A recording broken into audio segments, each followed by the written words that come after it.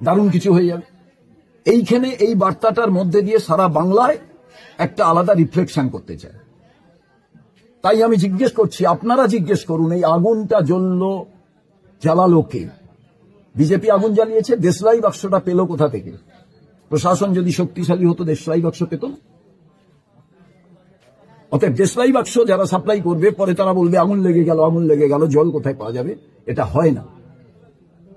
জল হয়তো জোগাড় করা যাবে, কিন্তু তার আগে পুড়ে যাবে মানুষ। সেটাই হয়েছে। বিএসএফ ক্যাম্পের দাবি করছে ওনারা, আপনারা কি বলতে? মানুষ যখন হয়, যে কোনো দাবি মানুষ করতে পারে,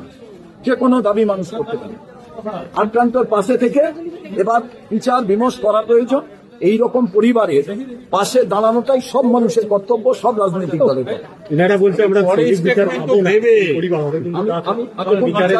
বিচারের কথা আমি বলতে পারবো না। আমাদের সাংসদ, আমাদের দলের নেতারা, এই দলের কর্মীরা ওখানে আছে, তারা ওদের পাশে থাকবে এবং এলাকার মানুষ ওদের পাশে থাকবে, বুঝিয়ে দেবে যে হিন্দু মুসলমান আমরা একসঙ্গে এতদিন ছিলাম।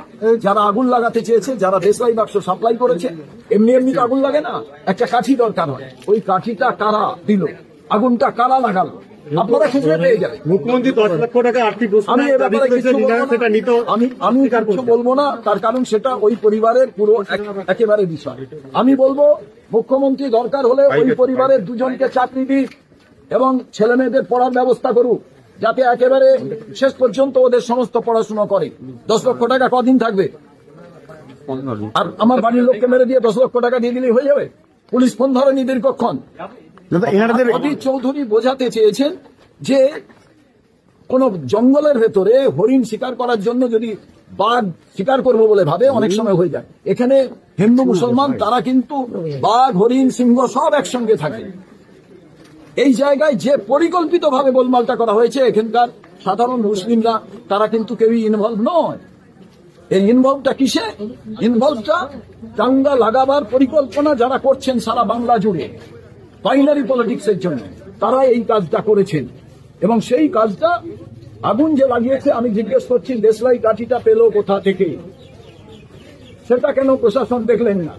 আপনারা আজ থেকে খালি জিজ্ঞেস করুন, আগুন তো লেগেছে, ম্যাচিস বক্সটা কোথা থেকে এলো? আর পরিবারের একটা প্রশ্ন যে ওরা যে কমপ্লেন করে যে সকালে 8টার সময় একটু দাঁড়িয়ে যান এমপি সাহেব, একটু দাঁড়িয়ে যান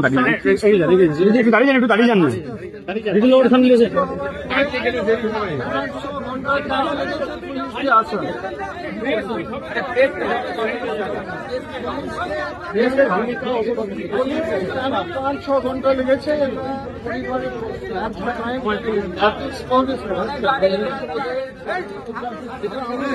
এলাকার সাংসদ হিসাবে আপনি পরিবারটার পাশে কিভাবে থাকছেন?